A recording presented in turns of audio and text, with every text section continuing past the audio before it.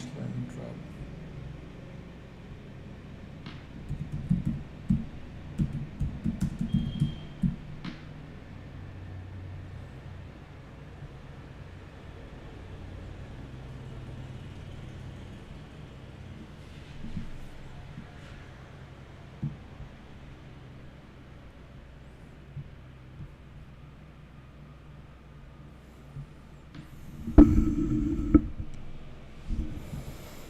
Good morning, everyone.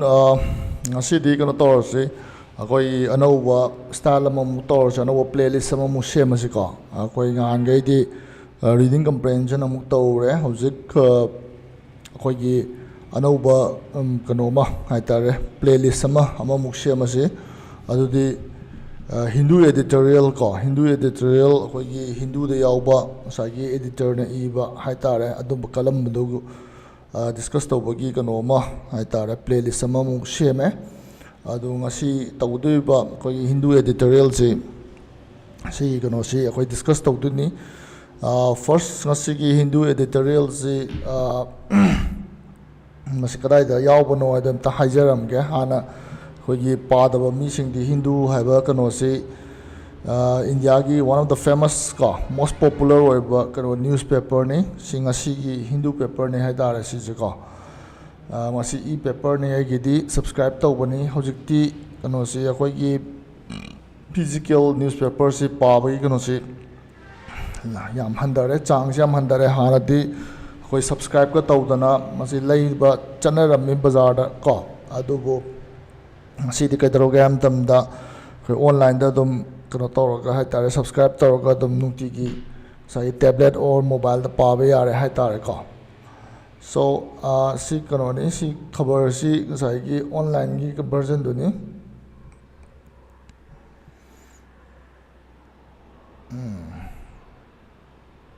silai re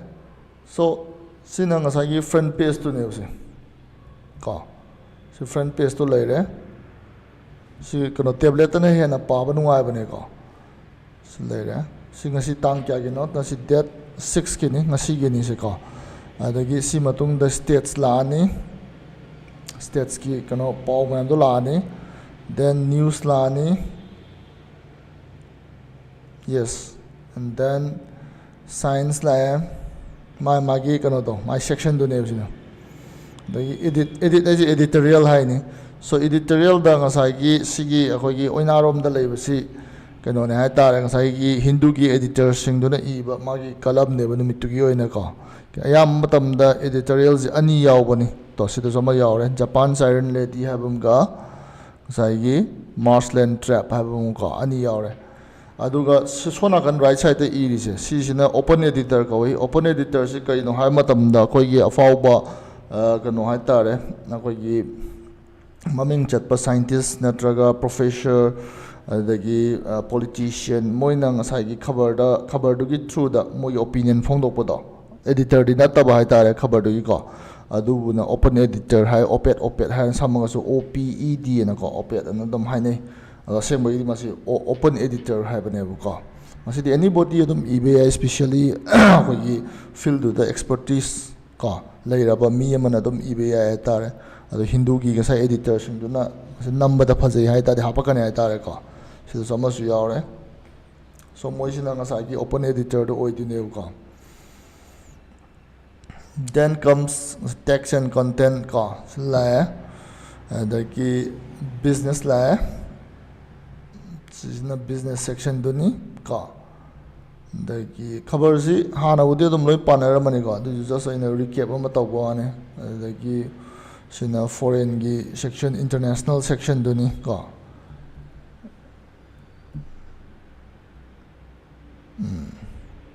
then sports la ni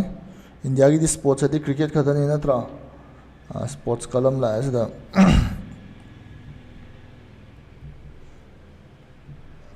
then special sports si jodum cricket ni cricket ama gi ngasai gi profile ama iba tare cricketer ama natraga any sportsman ama ka mainly cricketer no mora madam ne si adagi spotlight na any kano ama da topic ama da ngasai gi Hindu na kano ibani article ama ibani hai tare ko So sini sai khabar ase kem nate nungti kha pabiba masina akhoi general awareness as well as ngasai gi akhoi current affairs oiro aduga kano do English ki kano proficiency yam hengala le hai tar ka nungti paba ngamadi yam phare loi pabai daga ta de from end to end ngasai gi apa ma topic to khalaga dum pabi be ya tar ka adu nungti paba yam phai hai tar so akhoi na tawdisina ngasi na te sigi playlist tawdisina editorial zida sagi oinarom da leiba akhoi kano na iba editor sing jana iba sing do adu akhoi masi yamna kano tawa tare akhoi competitive exams da sa yauriba mana sinariba vocabulary the English construction adagi magi reading comprehension da yam kana ba yam lei hai tare ko aduna masi discuss tawbasi yamna kano oiba pot amane hai tare akhoi pekhagi experiencing da yamna kana ba step ne hai tare ko adudi horasi so Marshland Trap haba ngasi gi editorial do adu ne khoi na ngasi focus taw dise ko Marshland Trap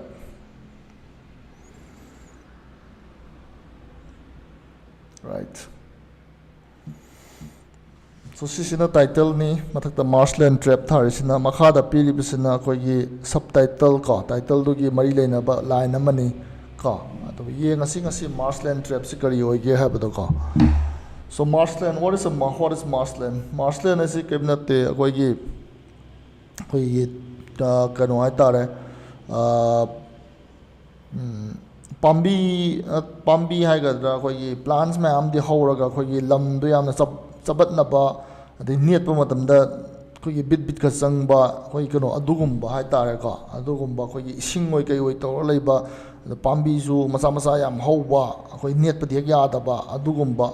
Pati komthi ka ha do khoi Manipur da ha ko adugumba jaga do khoi na Marshland kawi Marshland ji da khoi gas ma thoi ma do mairan bi thoi ka na ha thaina haina bu ko khoi sa gi de tholok gas tu ni ka na ko na ka di hai nei da ko adugumba area do ko khoi na Marshland kawi ko Marshland hai ta de ka sa gi khoi ising leiba duga pambi ga di hauraga khoi gi chat pa ya da ba adugumba area do ne ba mainly khoi na Marshland hai se ko how is it So Marshland Trap si ngasai trap hai ji kai no am tam da kana gumba mana madu laikang ni hain changu ta ga di ma putha du ne ko ngasai Marshland do ma lup tu ni adi ma hopa ngam moi ni na adu gumba do khoina generally sai trap ama lai hana low he tare Marshland da ko aduna Marshland Trap si amam da chat kanu amam da chatla ga sai karamana kan mano karamana pet pano do khangho ro putha du ne na tra adu putha matam da ising nga tani chang ra sa gi mi do drown tor sibu yai ko adu gi pot ne adu bu mana se da scenery ba Marshland Trap si ding sa gi mainly akoi gi India Pakistan gi labor relations to adu da gi la khadu ne ba adu na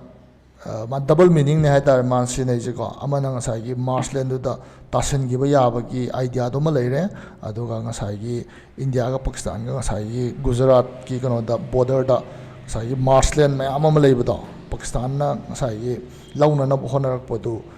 India da ju some kind of trap ni na ko adu to kai gumba mu India na join tok saluraga di Pakistan na sai military kano do kan khala ka ni ko adu gi man double meaning do hairaga adu gi sense the high ban tar so how to see India must address its concerns about Pakistan's activities with care ko so India na Pakistan na tawraiba kano mayam sa musai gi activity mayam sa masi gi khoi gi nuai ta ba sing sa address to gota bani solve to gota bani ko with care ha bi section na kana solve to gota bani sine ba ko concern sai tar ga de khoi worry oi ba ya ba pot sa ko worry oi ba ya ba pot sa masi concerns ko we concerns ai di worry causing events ka atu hai tar Aduna, how is it? Alluding to intelligence reports of Pakistan's heavy military activity in areas adjoining Sir Creek, Defense Minister Rajnath Singh has warned Pakistan against any adventurism. So, India ki map ta sumaina Kashmir laire natra Kashmir laire sumain kumdara ka so Gujarat ki sumaina lai dana ko sumain lai happen madi mandra yeah. Sigi area da ngasai Indus kanoma river ma lae ka ꯂꯥꯛꯑꯒ ꯁꯥꯏꯁꯤꯗ ꯆꯥꯏꯊꯣꯛꯑꯦ ꯍꯥꯏꯌꯦ ꯃꯣꯏꯁꯤꯀꯣ ꯑꯩꯁꯨ ꯉꯁꯤ ꯔꯤꯁꯔꯁ ꯇꯧꯔꯒ ꯈꯪꯉꯛꯄ ꯋꯥꯅꯤ ꯁꯨꯃꯥꯏꯅ ꯆꯥꯏꯊꯣꯔꯛꯑꯦ ꯔꯤꯚꯔꯁꯦ ꯁꯤꯒꯤ area ꯁꯥꯏꯁꯤꯅꯦꯕ ꯉꯁꯥꯏꯒꯤ ꯃꯥꯅ ꯁꯤꯒꯤ ꯀꯩꯅꯣꯁꯦ ꯁꯔ ꯀ꯭ꯔꯤꯛ ꯍꯥꯏꯔꯤꯁꯦꯀꯣ ꯁꯔ ꯀ꯭ꯔꯤꯛ ꯑꯩꯗꯤ ꯑꯍꯥꯟꯕꯗ ꯀश्ꯃꯤꯔꯕꯨ ꯑꯣꯏꯔꯕꯣꯏ ꯅꯤꯡꯉꯨꯔꯦ ꯑꯣꯏꯔꯝꯗ꯭ꯔꯦ ꯒꯨꯖꯔꯥꯠꯀꯤ ꯀꯩꯅꯣꯗꯣ ꯑꯗꯥꯏꯗ ꯑꯣꯏ ꯂꯩꯔꯝꯃꯦ ꯃꯊꯛꯀꯤ ꯑꯦꯔꯤꯌꯥꯗꯨꯗꯀꯣ ꯁꯣ ꯀꯩꯗꯧꯒꯦ ꯍꯥꯏꯕ ꯃꯇꯝꯗ ꯁꯔ ꯀ꯭ꯔꯤꯛꯁꯤ ꯉꯁꯥꯏꯒꯤ ꯔꯤꯚꯔꯗꯨꯒꯤ ꯃꯥꯒꯤ ꯇꯥꯔꯛꯄ ꯍꯥꯏꯇꯥꯔꯦ ꯉꯁꯥꯏꯒꯤ ꯃꯥꯅ ꯑꯔꯥꯕꯤꯌꯟ ꯁꯤꯗ ꯇꯥꯔꯝꯗꯥꯏꯒꯤ ꯉꯁꯥꯏꯒꯤ ꯑꯩꯈꯣꯏ ꯔꯤꯚꯔꯁꯤ ꯃꯔꯤ ꯃꯉꯥ ꯊꯣꯛꯂꯛꯄ ꯆꯥꯏꯊꯔꯛꯄ ꯑꯗꯨ ꯑꯣꯏꯗꯣꯏꯅꯦꯕꯀꯣ ꯐꯣꯟꯗꯣ ꯄꯥꯏ ꯍꯜꯂꯣ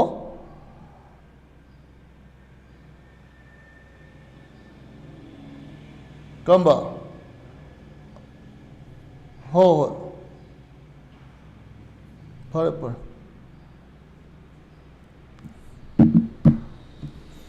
ꯁꯣ ꯑꯗꯨꯅ ꯉꯁꯥꯏꯒꯤ ꯁꯔ ꯀ꯭ꯔꯤꯛ ꯍꯥꯏꯁꯦ ꯉꯁꯥꯏꯒꯤ ꯑꯩꯈꯣꯏꯒꯤ ꯔꯤꯚꯔꯗꯨꯅ ꯇꯥꯔꯛꯄꯗ ꯂꯣꯏꯁꯤꯜꯂꯛꯄ ꯑꯩꯈꯣꯏꯒꯤ ꯃꯁꯤ ꯑꯦꯁꯇꯣꯔꯤꯁꯨ ꯍꯥꯏ ꯁꯨꯃꯥꯏꯅ ꯂꯣꯏꯁꯤꯜꯂꯝꯗꯥꯏꯁꯤꯗ ꯃꯥꯅ ꯃꯔꯤ ꯃꯉꯥ ꯀꯥꯞꯊꯣꯔꯛꯄꯗꯣꯀꯣ ꯁꯤꯒꯤ ꯉꯁꯥꯏꯒꯤ ꯂꯝꯁꯨ ꯂꯩꯗꯣꯏꯅꯤ ꯑꯗꯩ ꯔꯤꯚꯔꯗꯨꯒꯤ ꯃꯥꯏ ꯄꯥꯔꯠꯁꯨ ꯚꯦꯟꯁ ꯃꯌꯥꯝ ꯑꯃ ꯊꯣꯛꯂꯛꯀꯗꯣꯏꯅꯤ ꯍꯥꯏꯇꯥꯔꯦ ꯁꯤꯃꯁꯨ ꯃꯣꯏꯅ ꯑꯦꯁꯇꯣꯔꯤꯁꯨ ꯍꯥꯏꯀꯣ ESTAURY ꯑꯦꯁꯇꯣꯔꯤ ꯔꯤꯚꯔ ꯑꯃꯅ ꯂꯣꯏꯁꯤꯜꯂꯝꯗꯥꯏꯗ ꯗꯦꯜꯇꯥ ꯐꯣꯔꯃꯦꯁꯟꯒ ꯂꯩꯗꯅ ꯑꯩꯈꯣꯏꯒꯤ ꯉꯁꯥꯏꯒꯤ ꯀꯩꯅꯣꯗꯨ ꯁꯃꯨꯗ꯭ꯔꯗꯨꯗ ꯇꯥꯈꯤꯕꯒꯤ ꯃꯑꯣꯡꯁꯦ ꯁꯨꯃꯥꯏꯅꯀꯣ ꯑꯗꯨꯅ ꯁꯤꯒꯤ ꯑꯦꯔꯤꯌꯥꯁꯤꯕꯨ ꯑꯩꯈꯣꯏꯅ ꯂꯦꯟꯁꯨ ꯂꯩꯕ ꯑꯗꯒꯤ ꯔꯤꯚꯔꯒꯤ ꯃꯥꯒꯤ ꯃꯆꯥ ꯃꯆꯥ ꯁꯟꯗꯣꯔꯛꯄ ꯍꯥꯏꯇꯥꯔꯦꯀꯣ ꯑꯗꯨꯁꯨ ꯂꯩꯕꯗꯨꯕꯨ ꯑꯩꯈꯣꯏꯅ ꯃꯁꯤ ꯑꯦꯁꯇꯣꯔꯤ ꯍꯥꯏ ꯁꯔ ꯀ꯭ꯔꯤꯛꯁꯦ ꯑꯗꯨꯒꯨꯝꯕ ꯑꯦꯔꯤꯌꯥꯅꯦ ꯍꯥꯏꯇꯥꯔꯦꯀꯣ ꯃꯁꯤ ꯑꯩꯅ ꯉꯁꯥꯏ ꯃꯦꯞꯇ ꯑꯃ ꯗꯥꯎꯟꯂꯣꯗ ꯇꯧꯍꯧꯕꯅꯦ ꯑꯗꯨ ꯌꯦꯡꯉꯒꯗꯤ ꯑꯃꯨꯛ ꯍꯦꯟꯅ ꯒ꯭ꯌꯥꯟ ꯇꯥꯔꯅꯤ ꯇꯣ ꯁꯤ ꯒꯨꯖꯔꯥꯠꯅꯦꯕ ꯒꯨꯖꯔꯥꯠꯀꯤ ꯃꯊꯛꯀꯤ ꯉꯁꯥꯏꯒꯤ ꯑꯦꯔꯤꯌꯥꯗꯨꯅꯦꯕ ꯀꯨꯠꯁ ꯑꯦꯔꯤꯌꯥꯗꯨꯅꯦꯕ ꯁꯤꯁꯤꯅꯀꯣ ꯑꯗ ꯄꯥꯀꯤꯁꯇꯥꯟꯒꯤ ꯉꯁꯥꯏꯒꯤ ꯃꯣꯏꯒꯤ ꯄ꯭ꯔꯣꯚꯤꯟꯁ ꯁꯤꯟꯅ ꯂꯩꯔꯦ ꯁꯣ ꯉꯁꯥꯏꯒꯤ ꯀꯩꯅꯣꯗꯨꯅ ꯏꯟꯗꯁꯀꯤ ꯔꯤꯚꯔꯗꯨꯅ ꯇꯥꯔꯛꯑꯒ ꯃꯥꯅ ꯁ꯭ꯄ꯭ꯔꯦꯗ ꯇꯧꯔꯦ ꯁ꯭ꯄ꯭ꯔꯦꯗ ꯇꯧꯕ ꯃꯇꯝꯁꯤꯗ ꯉꯁꯥꯏꯒꯤ ꯁꯣꯝ ꯅꯥꯀꯟꯒꯤ ꯄꯥꯔꯠꯁꯤ ꯒ꯭ꯔꯤꯟꯁꯤꯕꯨꯅ ꯄꯥꯀꯤꯁꯇꯥꯟꯅ ꯀ꯭ꯂꯦꯝ ꯇꯧꯕ ꯃꯣꯏꯒꯤ ꯕꯣर्डꯔꯅꯦꯕ ꯑꯗꯒꯤ ꯔꯦꯗꯁꯤꯅ ꯏꯟꯗꯤꯌꯥꯅ ꯀ꯭ꯂꯦꯝ ꯇꯧꯕ ꯕꯣर्डꯔꯅꯦꯕ ꯑꯗꯨꯅ ꯕꯣर्डर ꯑꯅꯤꯁꯤ ꯃꯥꯟꯅꯗꯕꯁꯤꯗꯅꯦꯕ ꯃꯔꯩ ꯌꯦꯠꯅꯔꯛꯏꯁꯦ ꯁꯔ ꯀ꯭ꯔꯤꯛ ꯍꯥꯏꯔꯤꯁꯦꯀꯣ sini right adu itati let's come back to the editorial so hojiki military activity ji hengale heavy military activity ko Pakistan na masi hengale habagi India na masi intelligence report ama phange adu eluding habs karino eluding hai tar indirectly refer to boga indirectly akhoi refer to haitare elude have a verb to the gilak so elude means indirectly referring to intelligence reports of Pakistan's heavy military activity in areas adjoining Sir Creek. Defense Minister Rajnath Singh has warned Pakistan against any adventurism hai target ngasai gi risk lower ga akhoi ball oiba action torak pase masi adventurism kawe habdi ngasai India ki defense minister dun hairisi yamna khoi lam henjalakanu adagi yam ki daba sarakanu kaina hairine adventurism haisiko adu tawganu habne lan tholakani adagi India na so respond torakani habne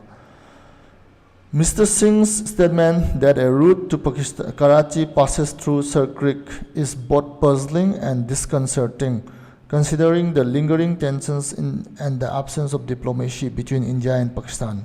So, say Rajnath Singh's statement a route to Karachi passes through Sir Creek.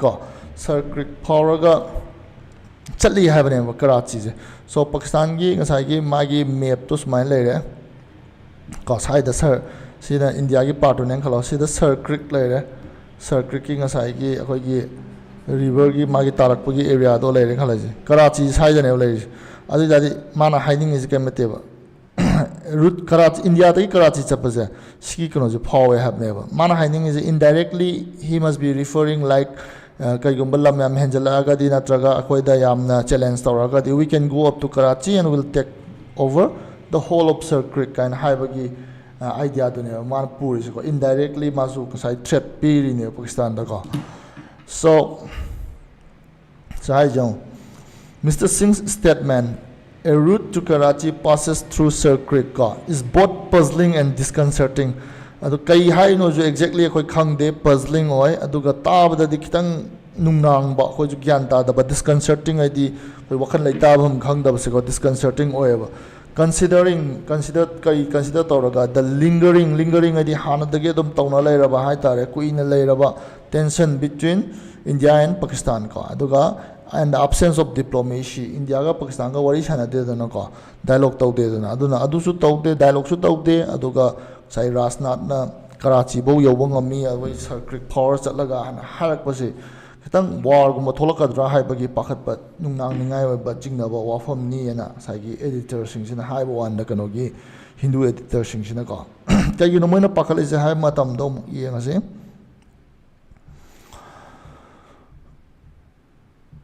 his remarks drew a parallel with the 1965 India-Pakistan war when the Indian army advanced to the outskirts of Lahore. So, Thailand 1965 the India ga Pakistan ga land sokna khiba ko adu sokna khi matam do the India na even Lahore gi magi kano bhau hai tare magi outskirts side direct city gi center du makna tragasu mapan bhauti yau gi hai tare India na ngasai gi Indian army da mogi city Lahore gi hai tare ko adumain tawdana Karachi su India na kai gumba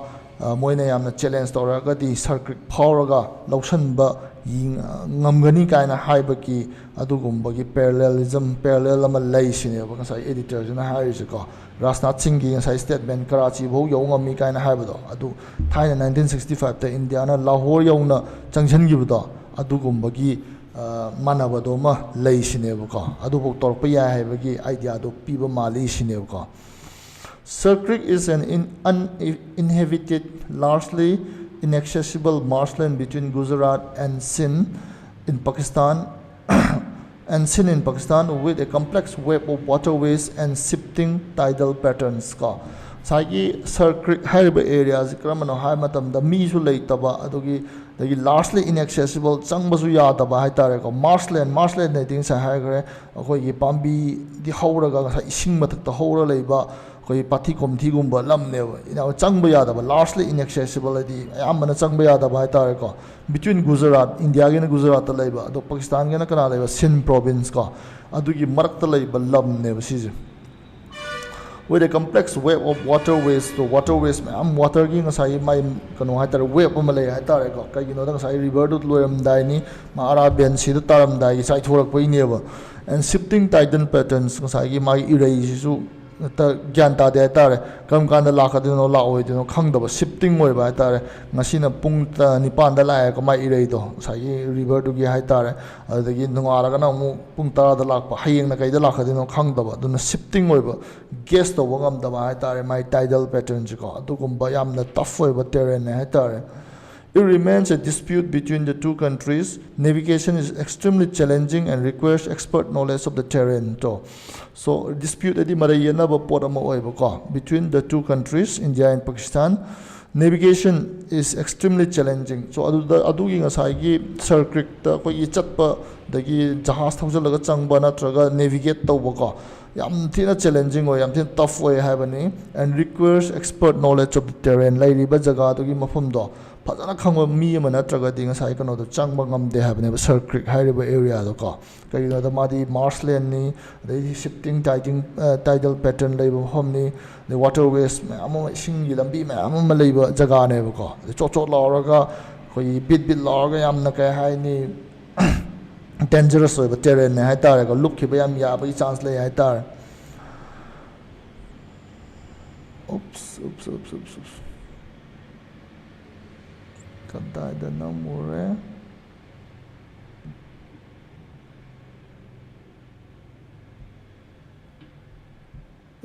ya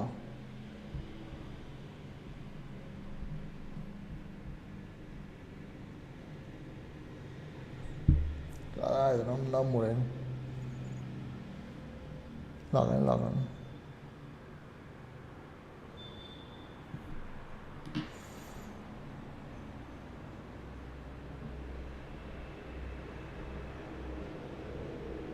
yeah.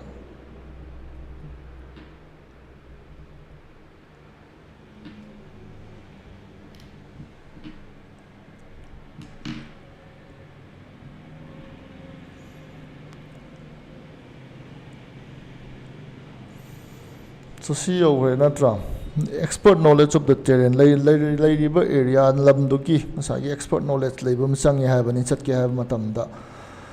On the Indian side, the estuarine region, to estuarine region jing sa hagre koi river ma tara kan da sai loram dai da maram branch ma ama sandora ko dunewa is already under layered security with the border security force, the Indian Army, the Indian Coast Guard, and the Indian Air Force maintaining a strong presence. So India ki side tadi, India rom ki side tadi yam kanna layered security ko security makan lai gre hai ni. Security the border security force, Indian Army, the Indian Coast Guard, the Indian Air Force. India considers the area as vital for oil and gas exploration as well as fishing rights. China ngasai circuit hariba areas India na yamna important area and khalleva kaidongna ba koi oil amadi gas exploration thibagi damakta ko as well as ngasai fishing rights nga phabagi rights haitare nga phabagi kano do phangna ba haitare magi area da. India's major ports Mundra and Kanla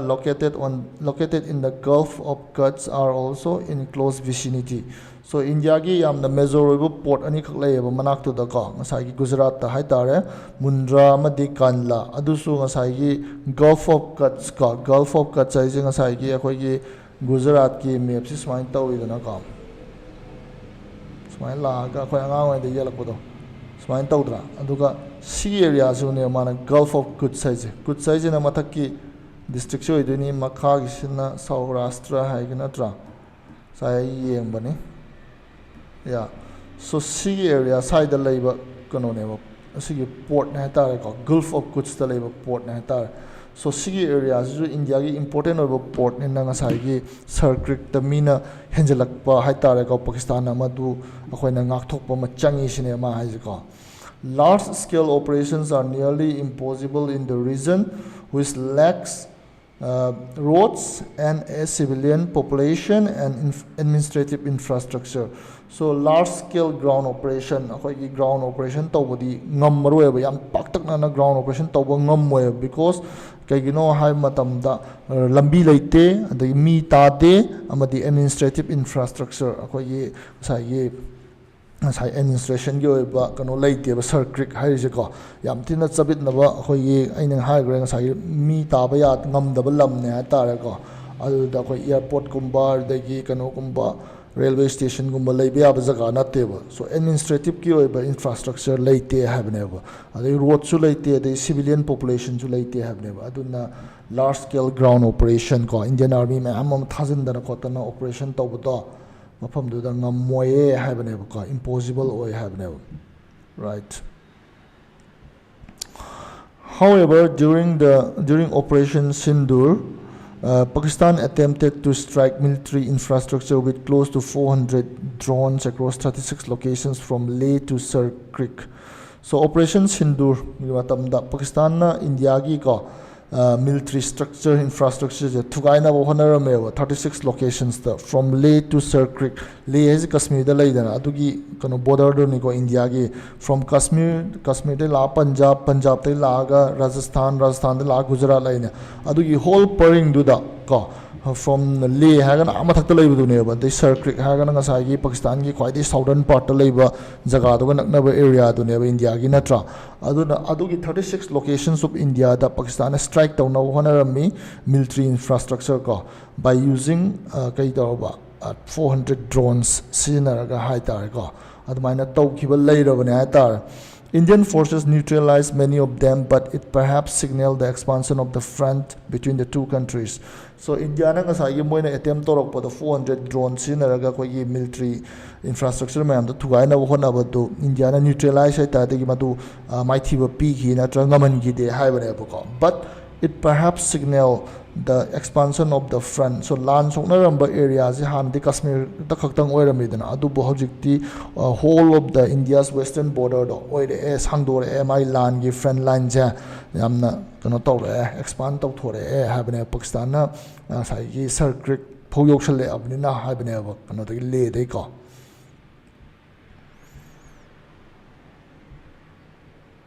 strategically opening a front here is disadvantageous for both sides, but conflicts often do not follow reason or logic.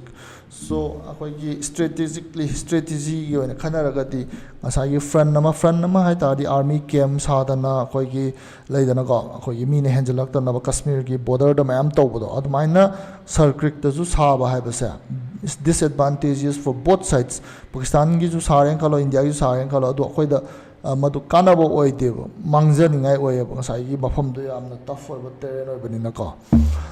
adubu conflict habisi lan habisi it do not follow reason or logic akhoi maram yengde reason yengde natra lan asidi lan ni sai madi maram pesa mang da ba de mi siba da ba thiro idune lan je taunara ga di sai gi advantages oigera oiro thamakaduni sine ma haris ko.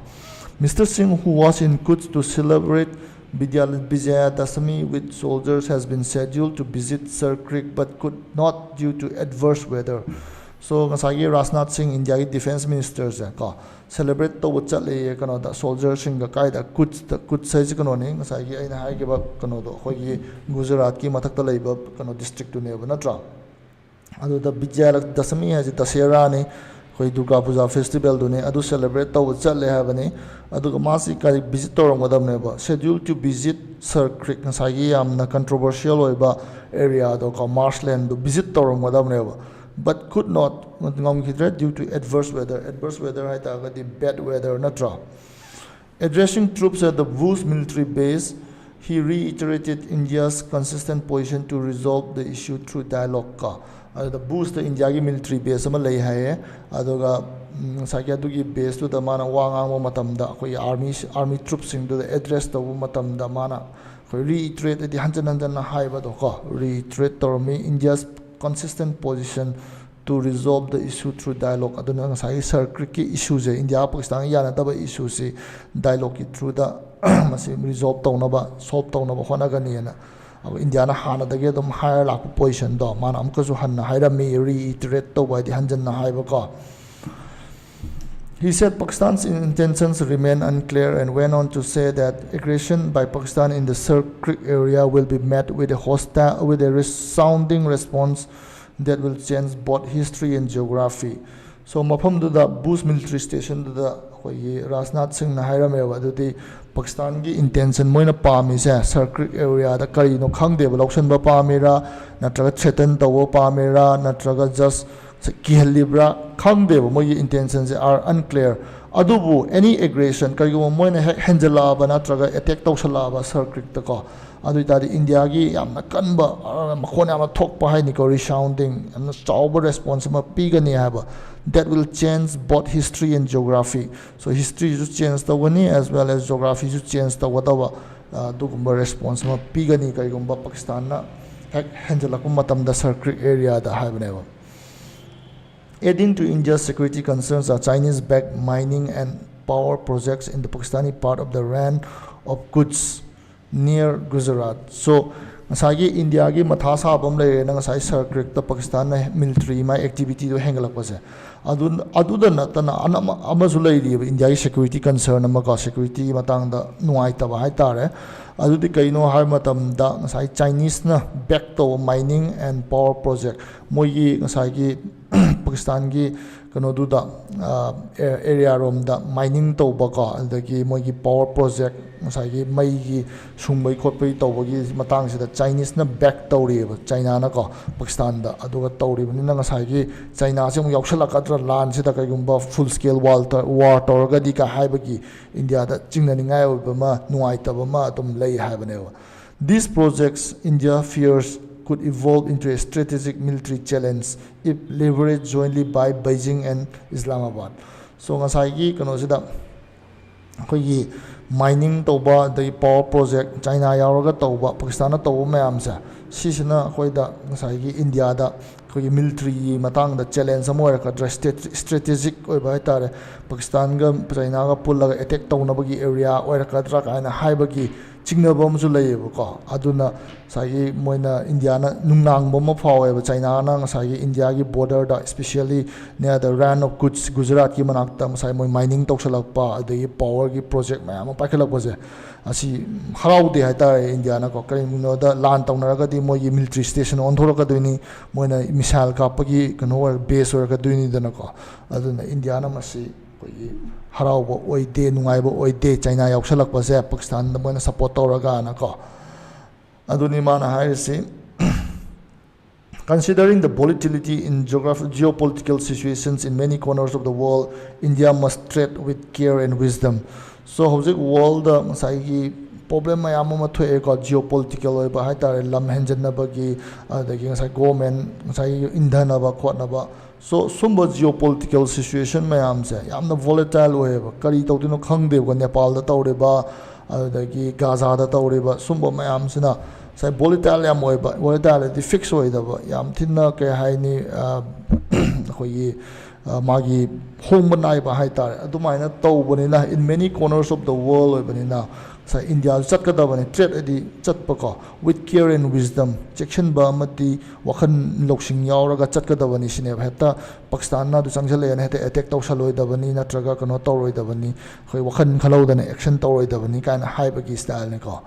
Strategy should be disconnected from domestic politics. So India as a country ꯑꯣꯏꯅ ꯉꯁꯥꯏꯒꯤ ꯃꯥꯒꯤ strategy plan ꯑꯃ ꯌꯥꯠꯀꯗꯕꯅꯦꯕꯀꯣ hello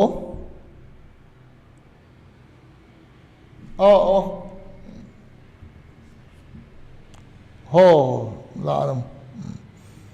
ꯑꯉꯥꯡ school ꯀꯥꯕ ꯊꯦꯡꯅꯤ ꯍꯥꯏꯅꯤ Okay so ꯉꯁꯥꯏꯒꯤ ꯃꯥꯒꯤ strategy should be disconnected from domestic politics. So India da hojik politics tong leidana BJP ga Congress ga adugi mari yanaba aduna toana ama thamgadamne sineba domestic politics aduga India as a country oina magi strategy dudi ama khaktang oidana ngasai gi kano duga yesanaroi dabani sineba ngasai domestic politics to ko aduni mana hires strategy should be disconnected from domestic politics. New Delhi must do everything under its command, but first diplomacy to address its security concerns. So New Delhi means India haibani. So India must do everything under its command. Mana magi command da laiba magi makha da laiba sing do ma angam ba phangna hona ga da bane ko aduga magi to address its security concerns magi security matang da akoi pakhat leba nungnang ba sai issue mayam do solve tawna ba angam ba level da magi command da laiba sing do hona ga da bani. But first diplomacy wari hana sanagadamni sine war hana tawroidamni war is the last resort orgadamni last step orgadamni but first should be dialogue and diplomacy ko akoigi mi thadoga Pakistan gi natra Chinese ki mayam do wari sanaraga asagi dispute mayam do yanada mayam do resolve tawnaba hana honagadabani haibane ko yap sida loire editorial di am tien bane ko aduna dum kano si pabada asagi kuina sangde haitare so sumain tawdanda ngasai editorial je adum toina adum hapakke aduga akoina section gadabati haigadra natraga ngasai take care tawdabati word akoi phaja yawu mayam do adudu akoina masi dictionary da phakatlaga kari hai no na yengba haitare masi yengobai kana basina kari no hai matamda ngasai word to yengba nang at least 2-3 minutes changi 5 minutes bu changba yai natra masi sina nangi brain da record to howe tare vocabulary do adu natabida ozana phat haraga cdci hai ne habado adu nangi brain do da hardly 10 seconds 20 seconds do adu na sai brain da record to hode hai tare ko adu na isana su ngasai mobile loi binary ni natra adu na word phaja yawo sing do adum google da natraga any kano ma da online dictionary in the changaga check to ho hai tare ko aduduna kana tawne hai tare aduna sai wari du gi context da sai gi meaning do khang horaga ti nang na word to pakaw hai tare nang sai gi word ata phaba do word ata chimpha bu da pa kaw ri do yam thuna kaw ri do kai gi no dang sai context to yaw da bagi ne bu ko aduna sumaina sarna sai explain to matung da nang sai word to look up to ho ta ga di dictionary da ka adu ta nang pakaw hai tare ko sumain to da na isana su khara kana to tare hona ba tare aduga sai gi sarna su adum angam ba level da ai kana to ge editorial ma'am se cover to na hona ge hai tare. So today's editorial title was Marshland Trap. Marshland haise karigino ngasai Sir Creek area tu yamna marshland oiba area ni marsh kano atani dana ko aduna adugi sense tama haibama or sai kano haitare background idea da Pakistan na attack tawsalakpa military activity hengalakpa adai Chinese ki kano yauksalakpa angle amsu yauksalakpa aduna India na mafam du da kramaina strategically solve tawgadage natraga handle tawgadage ngasai concern do security concern do haibado is a marshland trap ne ko ye achotpa kano da marshland amada chatpaga manai haibagi idea su puba yaiba adugi double sense to leibai ne manasida marshland trap se scenery se ko phajaba kano ni title ne so sida loisala singa sigi thank you very much have a nice day